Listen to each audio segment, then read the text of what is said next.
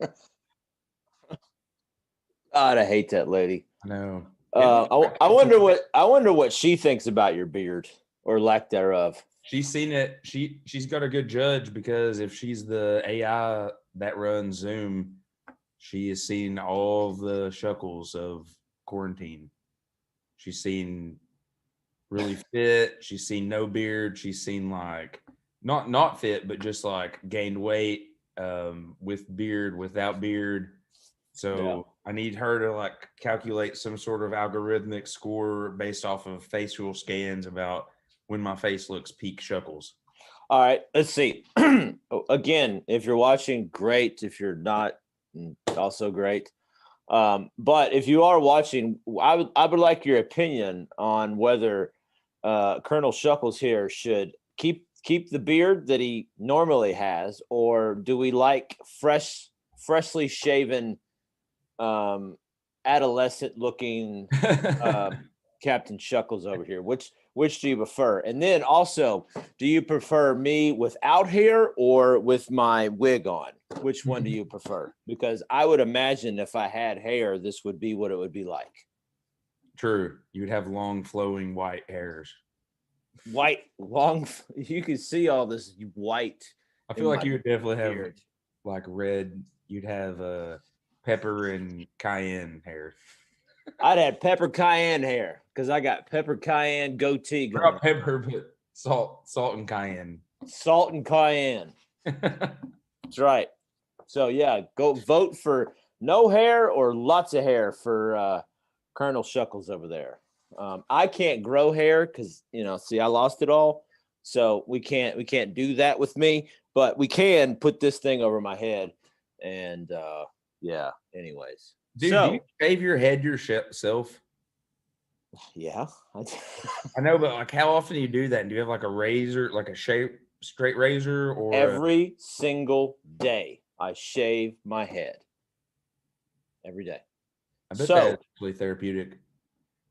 I mean, it's like you get in your car and like you drive home and you do this thing every day, right? It's like you alone have been automatic. Shaving cream, big shaving in the industry. I should have invested in shaving cream because I have used a lot of shaving cream because not only do I shave my head, I got to shave my face, I got to shave my arms, my chest, and my legs. So yes, I Buff Gandhi, in front of the world, will tell you that I shave my legs.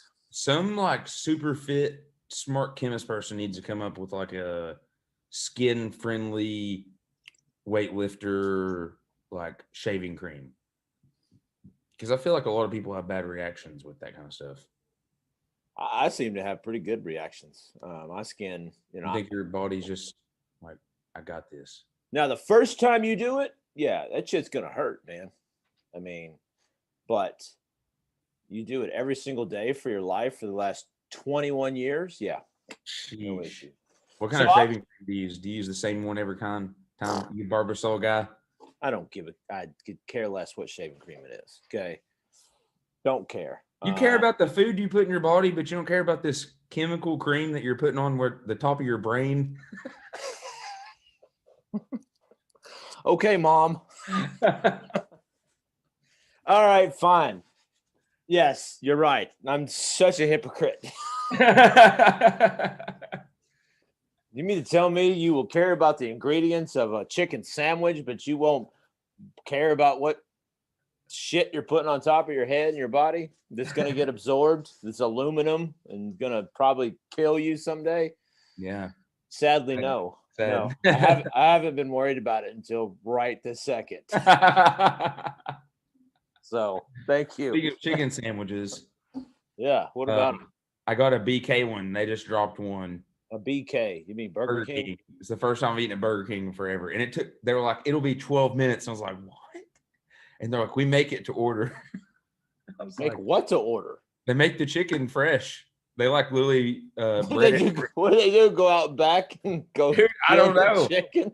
They bread the chicken in the restaurant on the spot, and then they fry it there. They don't like pre-make them. And I was like, I mean, I guess that's cool. Like, but it's still like, obviously it tastes like fast food. I gave them a chance. I give anybody who's willing to get in the fried chicken sandwich game a chance. But That's right. We had a conversation the other day about fried chicken. You asked me about fried chicken. I don't eat fried chicken. yeah.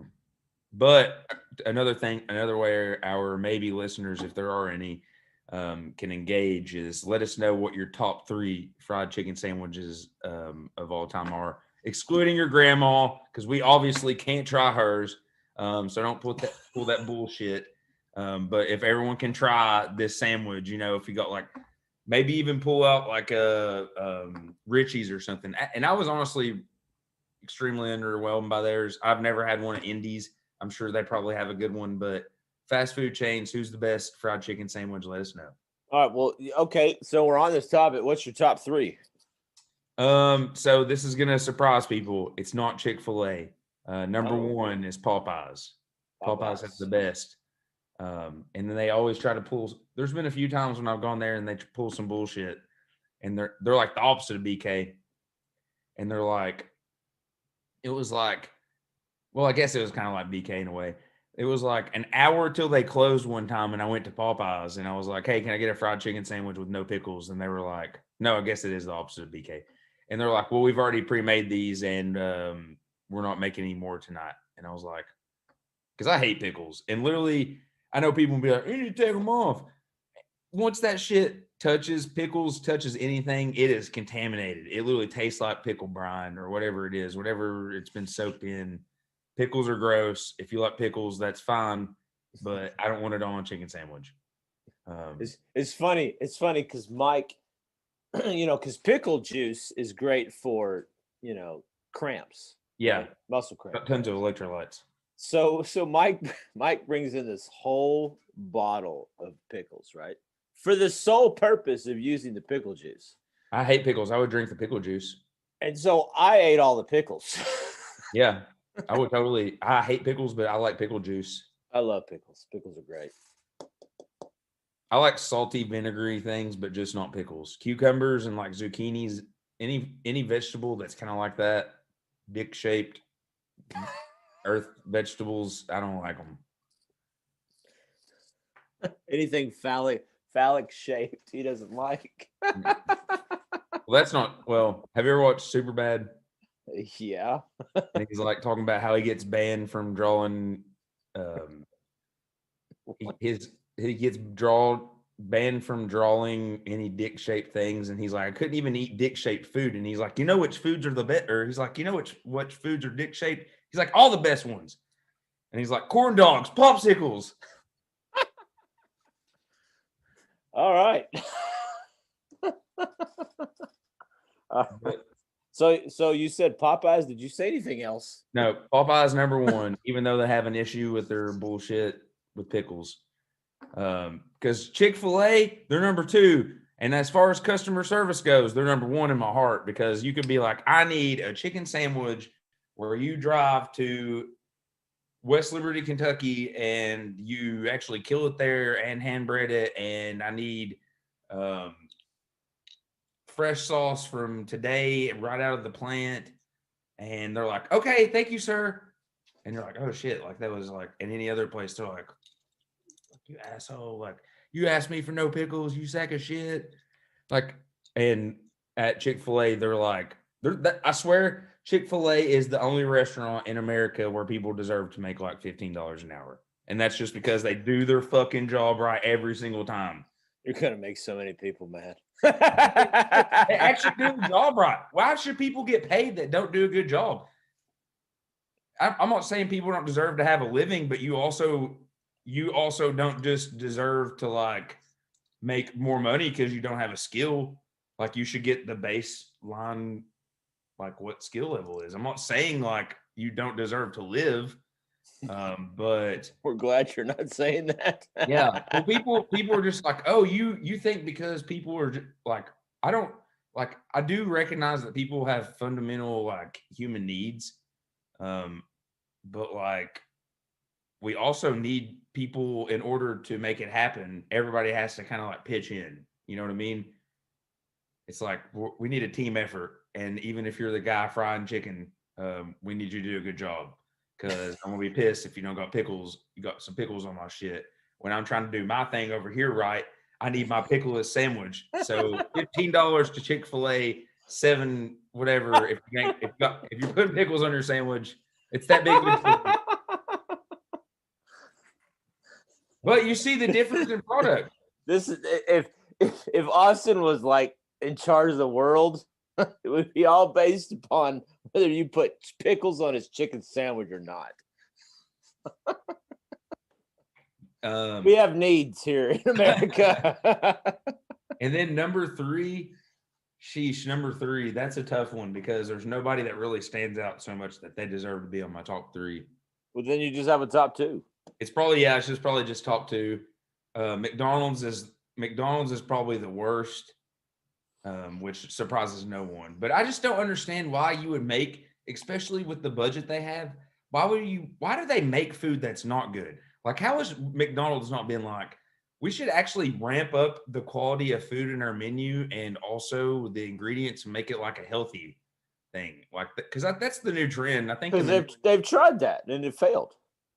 They have tried that. Yeah, they've tried that whole healthy thing, the salad that had more calories than a regular salad. That's what I'm saying. They're not doing it right though. Well, the reason why they're not doing it, Austin, is because people don't go to McDonald's to eat good. They go to McDonald's to eat like shit, like an asshole. Dude, but they eat like that because that's what's available. Like at McDonald's in West Liberty, that's like the only restaurant. So the only restaurant in town that we have for people to go get food at happens to also be the shittiest restaurant for your health. Which also there lies in itself in its problem as the reason why we have such a dramatic obesity problem here in these United States because, so pretty much what you're saying is McDonald's sleeps with the pharmaceutical industry. Sleeps with them. Yeah. Or you're saying they are them. Possibly. I mean, it's like, okay, let me cause the problem and then also have the solution. Okay, those two entities can't be in the same, I can't be a coach and trainer, okay, and giving you as a client, I can't be giving you like McDonald's every day in hopes of me, okay, well, because you keep getting fatter, I also have the solution too. That just doesn't work that way. Yeah. And I think that's where we have this bridge of the pharmaceutical industry and the FDA and the government, this getting pulled. But like, they're like overlapping each other. And I think there should be lines that are drawn here. And I don't know why more politicians aren't bringing these things up, but apparently they have a hard enough time with geography, let alone standing up for the American people. But yeah, what's interesting is I saw this post the other day and I fact checked it. I really did. I was the fact checker. Okay. I'm not relying upon social media fact checkers. So it's like, if you buy Doritos in the United States, you've got like 10 extra ingredients than you would if you bought that same bag of Doritos in England. Yep. They'd be diametrically different. And it's like, okay. Ketchup is like that too. Yeah. Why does that exist? Why is it over there they have less ingredients, and the ingredients that are cut off are actually the ones that you don't want in your body anyway? Yeah. You can't even pronounce them. So don't tell me it's because of, they got to ship it overseas or some shit. It's like, hey, why does this exist? Why are these things allowed in the United States? And then my mind always goes to, okay, well, we have an obesity problem in this country. We have a drug problem in this country. We've got all kind of, fundamental issues in this country. And, I put up this thing yesterday, right? And about, why do people not stick to a nutrition plan? And like, I got these couple of answers that were profound and well thought out answers, but they just lacked water to it. One was like time. You need a full-time job to be able to eat the way you need to eat.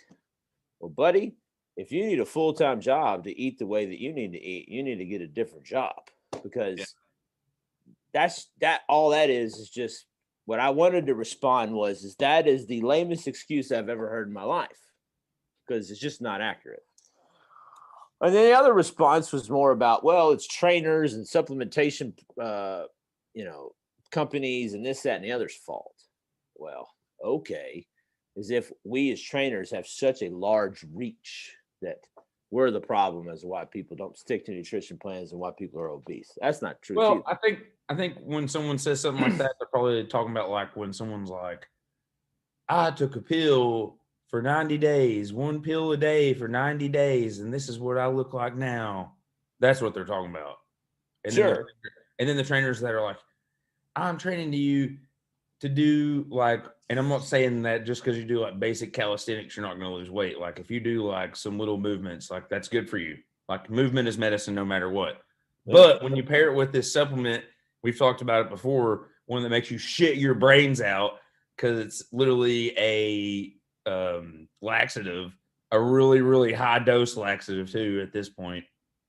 It's like, yeah, you're going to lose weight. That's just what happens. Your body's literally telling everything, especially liquid wise, to reject it. So if you hydrate a lot and you're like, man, I'm drinking all my water, but you're taking that shit, that doesn't even matter. Like that's probably why they tell you to drink so much water, because you're going to die if you don't, and you take that.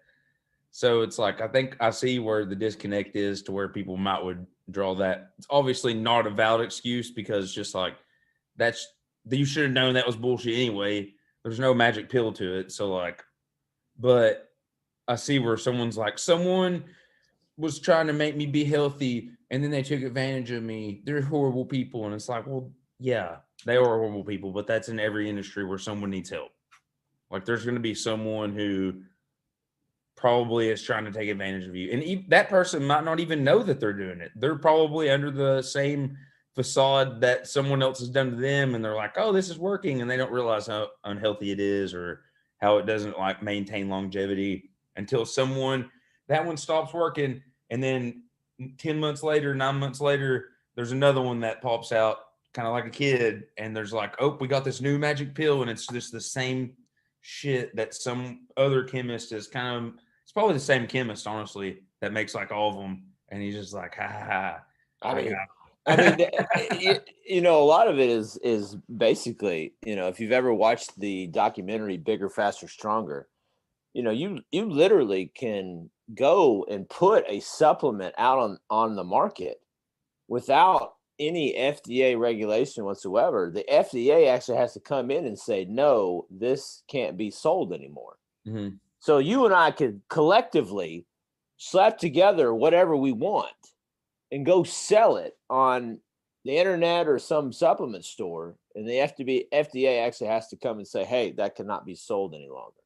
Versus the other way around is, okay, is this, what is the self-efficacy of this drug or supplement or whatever the hell it is? I mean, that's what just happened with the Delta 8 stuff that people were smoking. The who? The pins, the like synthetic pins people were smoking. Like these head shops started selling Delta 8, and it was literally like pretty much real weed. And some chemist had just like manipulated the molecule to like add a different thing or take a different thing away. And it was like still pretty much THC, but with one molecular change. And so you could legally sell it under the Farmstead Act. And so stores were selling it. And literally the other day, I guess at the end of the month was like the last time you could legally sell it. And it was because the FDA just was like, this is something new. Like we have to like go through all the things to make sure we can either be like, no, you can't sell this, or yes, you can, but under this guidance, or absolutely not, you can never sell this again. And that's what they did. They're like, you literally can't legally sell this. I remember this, when the FDA was really lax on like bodybuilding supplements. I mean, you literally could go buy supplements that you might as well have been on steroids. Because I remember buying this one supplement, and I swear to God, every night it made me sweat like I literally was in a pool of my own sweat when I, went to sleep, right? I had so much so I'd wake up in a pool of sweat. I'd roll over to the other side of the bed, and then when I woke up again, I'd be in another pool of sweat, right? Obviously, that's not healthy. But by God, I gained about 10 pounds of muscle just like that. Now, what shape my liver was in, that's to be debated, you know? But yeah, I mean, it's so crazy. And, you know, how we got to this topic, I don't exactly remember, but, you know, it's some discernment on people's part, I think is, yes, the supplement industry preys upon people's insecurities. It just does. You know what else does that? The media. The media does that too. It's all fear-based. Everything's fear-based, you know? Like, whoa, doesn't this water look so much better? I bet it will quench your thirst more than this other water. Right. You know, it's like, is this water better than this water? Yeah. I mean, I don't know. Who knows? I bet this chicken sandwich right here will be more nutritious for you and feed you better than this one over here at Zaxby's. Yeah. It's all fear-based. It's always trying to get into that amygdala, that's part of our brain that's always like searching and like looking for things that are going to be like dangerous. Well, yeah, because if we survive, that's just like what the reward mechanism of our brain is like survive. Right. Yep.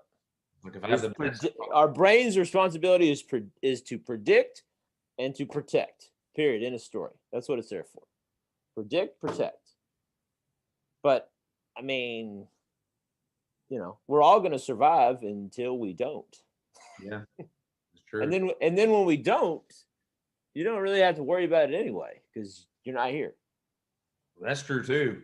I mean, if you looked at it just just from that, it's like, okay, what are you really afraid of? It's not like, you know, I'm hiding out here in my office and I like gotta go open the door and peek out and see if there's like a boa constrictor and a big ass tiger out here that just walked off Nicholasville Road, right? I don't have that possibility. If you do survive that, you might be in more pain than if you just died. Yes, I mean, sometimes death is not the worst thing. Isn't that unfortunate that there's something that you could live through that would be that much worse? Yeah, man. I mean, I don't want to be like, you know, if I ever get to the point where I'm incapacitated and I really can't use this mind and I can't, you know, do bicep curls anymore, I don't think I want to be here anymore. So it's good. You know, at one point there was like only like 12,000 humans left on Earth after like this catastrophic, like Really? Yeah, it was like some massive asteroid hit, and I want to say it was like. Was it the one that killed? No, well, it wouldn't have been the one that killed the dinosaurs because we weren't here. Yucatan Peninsula. I think it was like near India. And it essentially like drew us completely to extinction. And there was only like 12,000 humans left on Earth. They went from like, I mean, this was still pretty early into human life. They believe there was like at least like 10 million humans at this point. And then when this thing happened, there was like 12,000. So that's crazy that we were resilient enough to live through a time that potentially where like almost every other human died and we still lived. But super fascinating thing to go with this. Yeah, go ahead. When we were traveling across the bridge between Europe or between Russia and Alaska. America, there was the Bering Strait. Dude, have you ever heard of a short-nosed bear? No. Apparently there was this bear that was like essentially like 10 times larger than what a bear is today. So just imagine like a grizzly bear, like the biggest bear times 10. And like 10,000 pounds. Yeah, literally like 10,000 pound thing that could run like fast as shit. And it's probably even faster than the actual one now. I mean, it just makes sense, right? Because it can go more around. And it would just eat all the people. And they would find like these remains up there that were just, people would just be like ripped in shreds. And once this event happened, that's what allowed us to be able to go across the Bering Strait, actually, was because those short-nosed bears died from whatever event it was, in theory. Okay. So, summarize what you just said. 10 million people on this planet, you know, early infancy of, you know, of human life. And we get down to 10,000. And then you got to cross, literally, I'm looking at the map here, from Russia to Alaska, which is 50 miles. There's a 50-mile deal between those two entities. You don't realize how close Russia actually is. But the Bering Strait wasn't underwater, so you could literally walk across, just like a bridge, from Russia all the way across into Alaska and then all the way down to Canada into the United States, right? Of course, it wasn't called that then. They were, using, rocks and whatever. But obviously they couldn't kill this massive bear. And so, yeah, exactly. And then we go from 10,000 people on this planet down from 10 million. And now all of a sudden we got like 8 billion people on this planet. So you mean to tell me you can't keep your nutrition straight enough to lose 10 pounds? Bullshit. Okay. I'm just saying. I believe in you. Do you believe in yourself? To kind of build on what you just said is really funny. My buddy was like, we were talking about, this is completely different, unrelated as well. But we were talking about the retail manipulation with the SEC and how like Jim Cramer has a show and all these people have these shows and they're like talking about like speculative like stock analysis. And they're like, and then when this Reddit thing comes along that doesn't have ads, doesn't follow the guy, and they start having like conversations, they're like, that's speculation, like that's against the trading laws, like you all are manipulating the market. And my buddy was like, dude, I hope everyone buys into it. And I was like, what if it crashes the market out? And he's like, buddy, I've been poor before. And I was like thinking about it, and I was like, dude, I was like, as crazy as it sounds, like our country almost needs something like that to happen, because those people would be so humbled to realize like the life that we live, and they'd be like, oh shit, like this is, we're being total pieces of shit. So yeah, look, it's the same way with dieting. It's like, maybe you need to throw yourself into a survival mode and realize like, hey, I've really been treating my body very poorly. Once that time comes along, you're like, oh shit, like those people that got down to 10,000 humans, they're like, oh shit, we have to do something. So we have to leave where we're from and literally travel across this bridge. There's going to be these huge bears. They got there. Guess what? It wasn't as bad as they thought. Those bears had died, which is your ego telling you can't do it. And then they travel down, and now we got 8 million. Look at the success.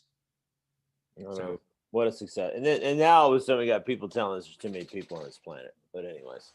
So it's speculative, but they believe that at around 12 billion, or maybe even before then, and there already are great statistics that show essentially outside of India and China that every country's like birth rate is actually going down.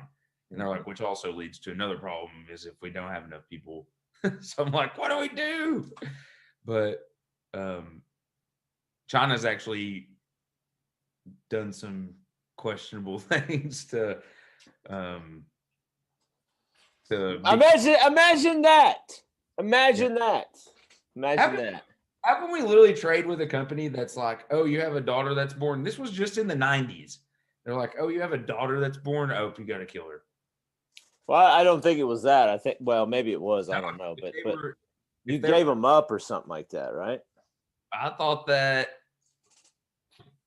I don't know. If you had one boy and one girl, and then if you had another girl, they were like, and then if it was another boy, they had to give them up, but they were like slaves essentially. I don't understand the rationale of that, because how do you continue on a community without both male and female? And it's like they both equally make the kid, so it's not like one's more responsible. It's just one bears the child.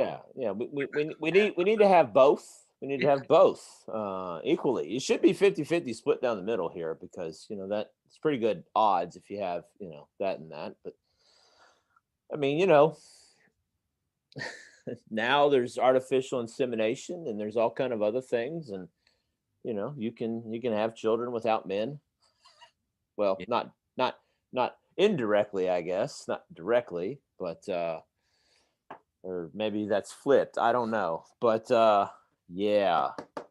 Interesting. So we were talking about tattoos before we hopped on here. Yeah, And tell us about your thoughts on them, because obviously I have none. So I really don't have a battle like your battle and chicken sandwich fight. Like, well, tattoos for me have always been interesting because it's like, it's a form of expression that's can be, I guess, it's like you're wearing it, right? You're wearing your expression. And most of the time, because I'm cold natured, I usually have everything covered up. Of course, I don't have the AC on in here and it's like 90,000 degrees outside. So obviously I don't. But, most, the tattoos are visible. But, it's kind of like a journey through time. I'm tattooed all the way from here, all the way across, all the way back down. And then I've got, a few pieces on my back and then on my ribs. But it's just a form of expression. Now, what gets really interesting is when people ask you, did that one hurt or did that one hurt? Yeah. And the answer to that is always going to be yes. They all hurt, people, to what varying degrees depends upon where you put them. If you put a tattoo in a place that doesn't have any room, meaning they don't have any, there's no fat or there's no muscle there, like here, okay, that's going to be painful. It's just on bone. It's going to be painful because when you hit the bone, it's almost like the is just going to resonate all the way up. So it's like, it's like kind of that vibrational thing. It's really cool. It sounds miserable. If I ever got a tattoo, it'd have to be like, it would be like something till the battle is won. Or, put something like, live the dream. You always say that. Yeah, or Kentucky Colonel or something.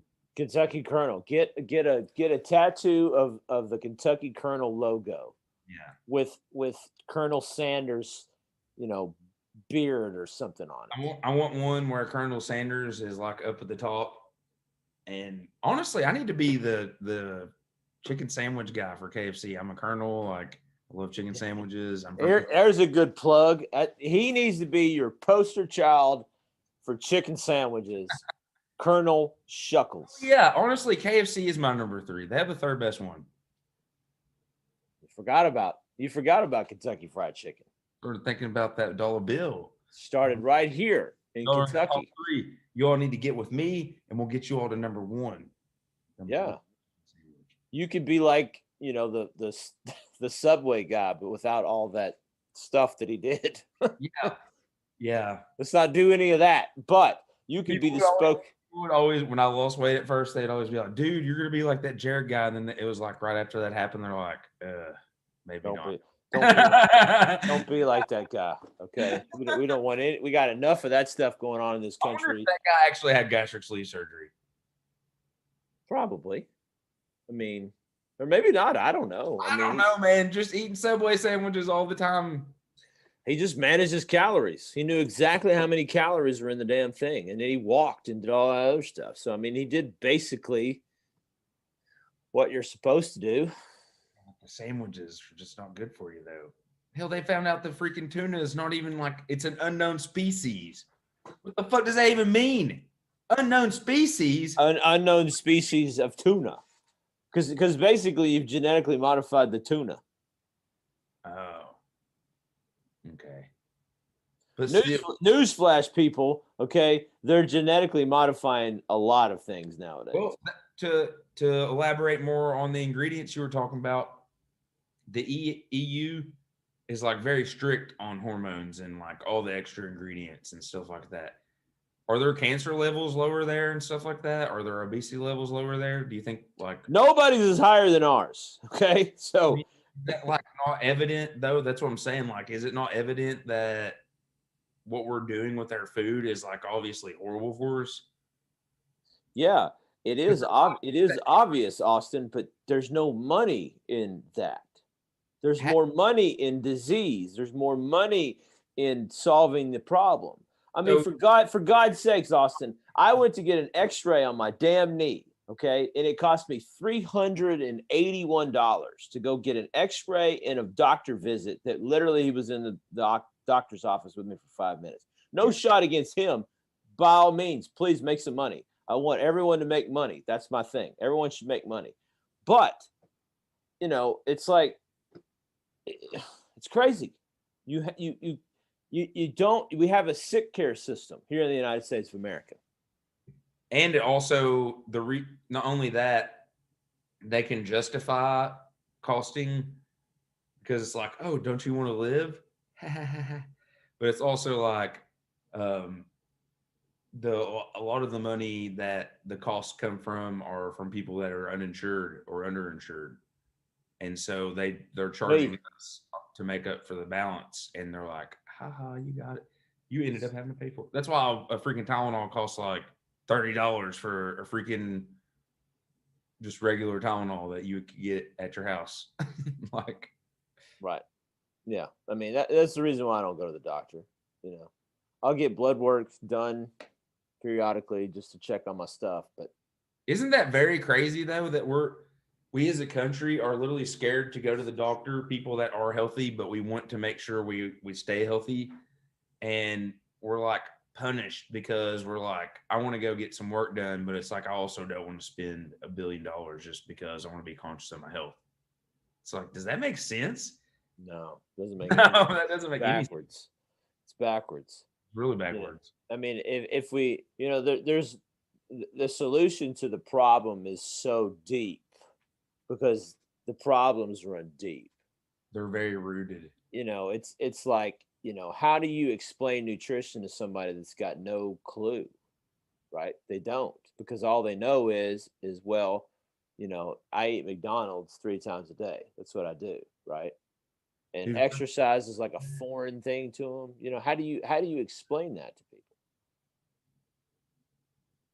And then they hear me talking. It's like, who's this dude? Why is he talking about? I think there are people that eat McDonald's 3 times a day. Yeah, man. Oh my God. I feel bad for eating it 1 time a day, which we know for a fact that our gut biome is literally adaptive upon what we're eating. So if you eat like, I'm not saying by eating a healthy diet that I eat a really healthy diet, but when I eat shittier foods like that, the reason you feel so bad is because your body's literally like, oh, I haven't been running off this. And it's not that it can't. Like, you could eat a really shitty diet all the time, but your body's acclimated to it. And that's why, like, when you eat really, really healthy for a long time and then you eat that bad food, it's because your body's literally like, oh, this is what I've not been running on this. I forgot how this feels. But just to think that if your body did the opposite of that and you ran on McDonald's all the time and you're like, man, I want some carrots, and then you eat some carrots and your body's like, ew, gross, carrots. Like, have you ever seen the documentary Supersize Me? I haven't actually watched that. I've heard a bunch of people talk about it. I'm super interested in it. But the dude, he ate McDonald's 3 times a day for I can't remember how long. And like his body was like saying, no, can't do this anymore. Like every meal he had to eat at McDonald's. It was like 30 days or something like that, or 60 or something like that. He ended up gaining like a bunch of weight. His cholesterol panel was all out of whack.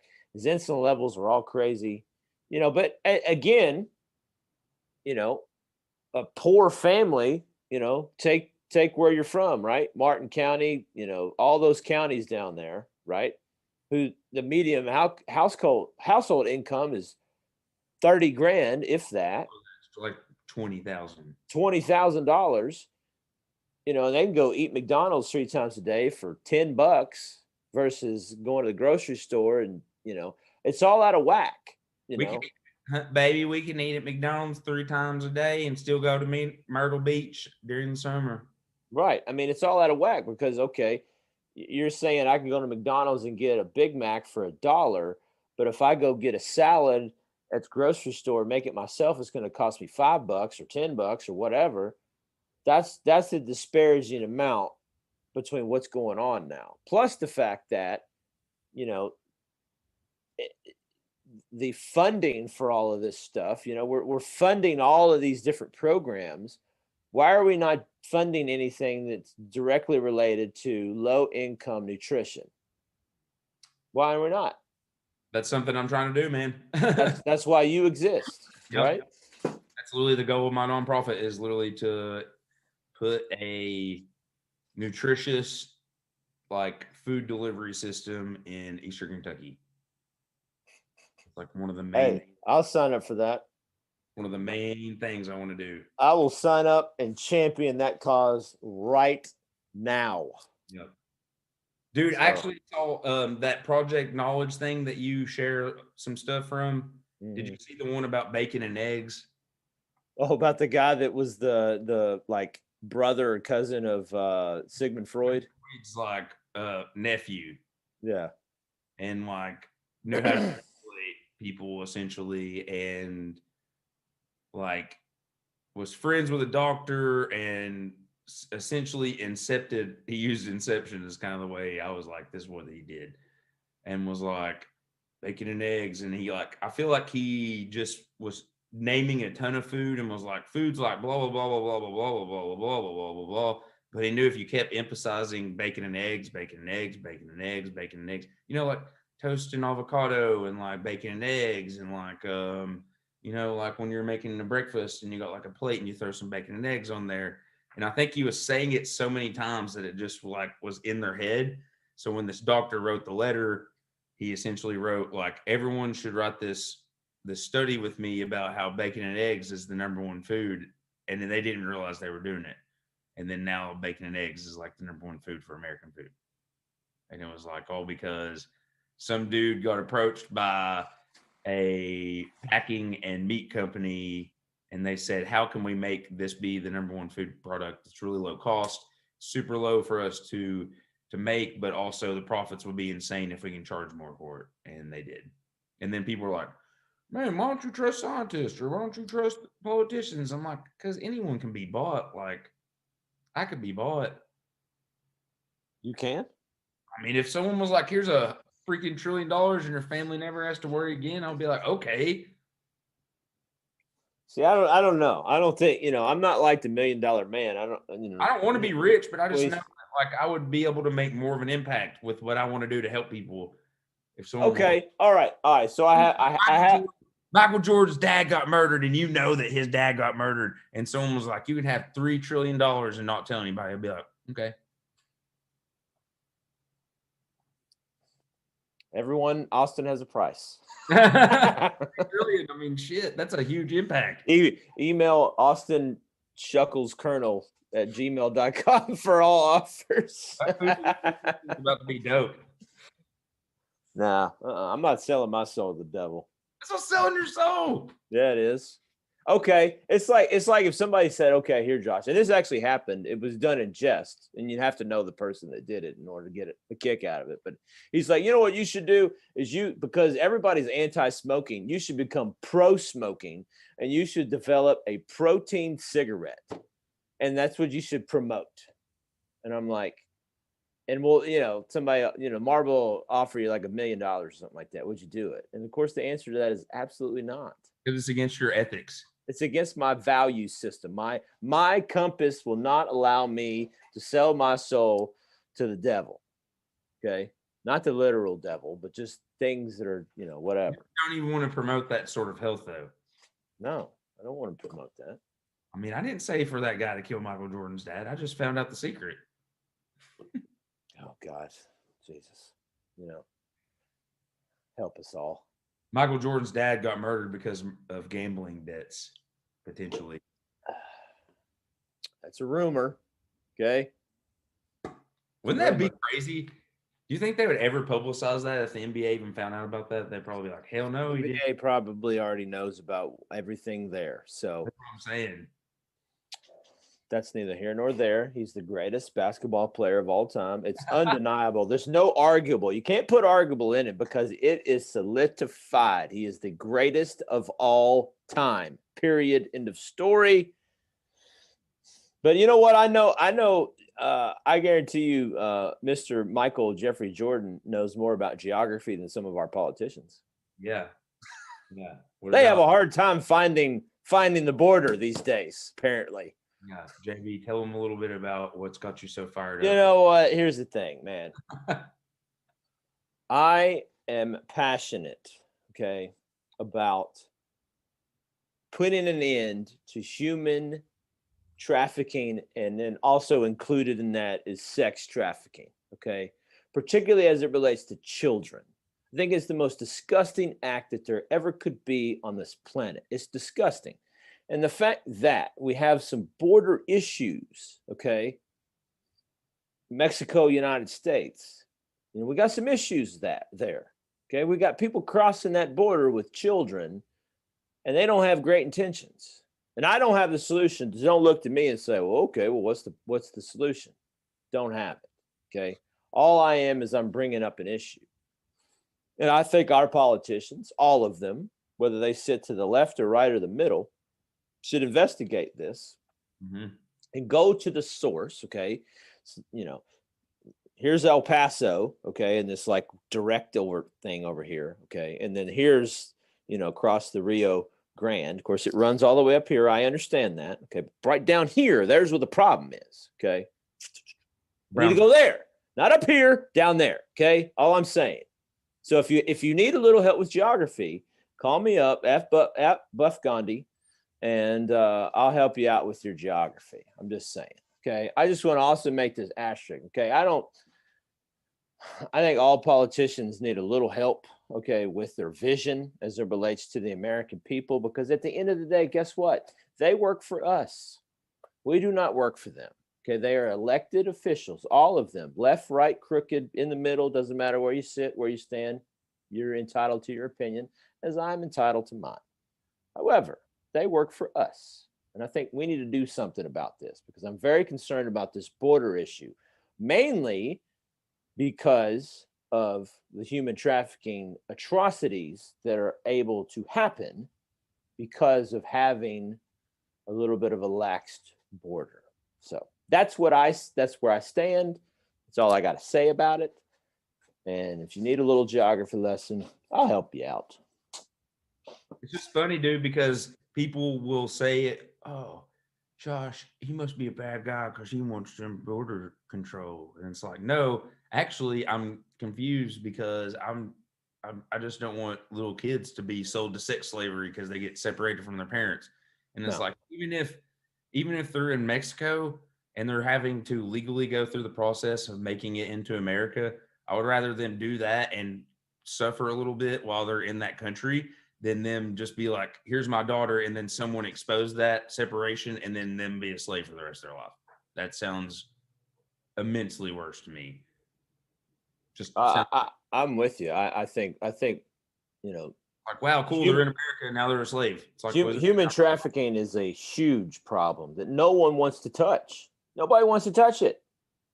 Whether you're on this news channel or that news channel, nobody wants to touch it. It's a problem. There's like a high abduction rate in Winchester, Kentucky, and I was like, what? I mean, I don't want to get this wrong and somebody call me out, but I want to say it's hundreds of thousands of children go missing in the United States and they never find them. Hundreds of thousands. Hundreds of thousands of children under the age of 18 go missing in these 50 states, United States of America, and they never get uncovered anywhere. That's ridiculous. Somebody explain to me why that isn't on the top docket of where these politicians are arguing back and forth about you're bad, no, you're the bad guy, or you're the tan guy, so you're a bad guy, you're the old guy that can't walk up the stairs, so you're a bad guy. We're over here arguing about stupid shit, and you got children who are being mistreated. That's just unacceptable. Unacceptable. It's only from really low income households too. So it's like that's the demographic that gets attacked because that's the demographic that doesn't have a lot to fight that sort of corruption. So that should kind of also tell you where it's coming from. Bingo. But there's a lot of great organizations out there that are really making a lot of difference in this. But it's really hard because there's so much of it, and it's not you're not going to really get that support from the mainstream media because they don't want to touch it. Why? I don't know. I wonder why. I could say why that I think in my mind, but I'm going to keep that to myself. But if anything, you know, there's a lot of great. It would have been like, we're gonna go on a big like child protective rights thing after our spokesperson for like 20 years was a pedophile. That'd be like really good PR, actually, that you would get to help people a lot with. Because that shit happens a lot. It's crazy. Yeah. Well, we just talked about the Subway guy, and there's all these other things that come out, and just you got Epstein, and you got all that's attached with that. We don't get into that because this the guy that did the virus control shit that just got hanged himself. He was exposing people for shit too. I don't know. Norton Ware guy or whatever. Mm-hmm. I don't have any words. I don't have any words. Okay, so let's it's a good spot to end. What do you got coming up? Just working on this program. I need to find a date to launch it. Just trying to get framework for that, and also trying to find an actual date for the basketball tournament, what we're going to do.